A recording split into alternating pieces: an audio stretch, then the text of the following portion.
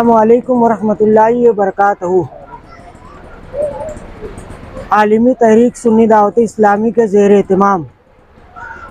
ہر سال داعیہ کبیر حضرت علامہ مولانا حضرت شاکر علی نورو صاحب قبلہ کی دعوت پر پورے عالم سے بالخصوص شہر مالیگاؤں سے وادی نور سنی اجتماع میں پہنچتے ہیں۔ گزشتہ 3 سال سے کورونا و لاک ڈاؤن کے مد نظر یہ اجتماع نہ ہو سکا، مگر جب بھی وادی نور پر آل رسول شہزادے غوث البراء نبیرہ سید الشہداء حضرت سید امین القادری صاحب قبلہ کی سرپرستی میں مالیگاؤں شہر سے ہزاروں کی تعداد میں عاشقان رسول وادی نور پہنچتے تھے۔ میری آل انڈیا سنی جماعت الاسلام وہ شریک تمام صوفیاء کرام کی خانقاہوں کی جانب سے شہر مالیگاؤں سے بالخصوص اپیل ہے کہ مالیگاؤں ایک شناخت کا شہر ہے، جہاں کہیں تحریک، آندولن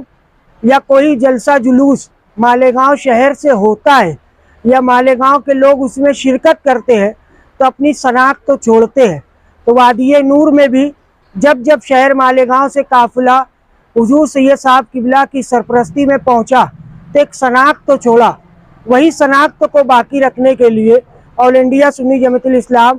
اور میرے ساتھ میں کھڑے انجمن سنجری سرکار، انجمن مفتی اعظم ہند،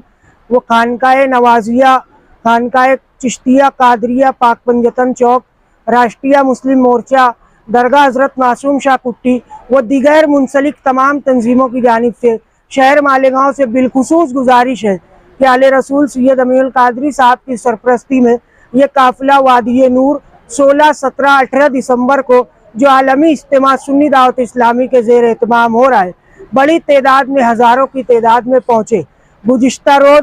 سنی دعوت اسلامی کی ایک بائیٹ میں نے سنی، اس میں کہا گیا کہ 111 گاڑیاں کا انتظام شہر مالیگاؤں سے کیا جا رہا ہے۔ میری سرکار غوث الاعظم دستگیر کی بارگاہ میں دعا ہے کہ یہ 11ویں کا مہینہ ہے، انشاءاللہ شہر مالیگاؤں سے عاشقان رسول یقیناً جو خواہش سنی دعوت اسلامی کر رہی ہے 111 گاڑی کی، انشاءاللہ مالیگاؤں سے 111 گاڑی کا قافلہ وادی نور آزاد میدان ممبئی پہنچے گا۔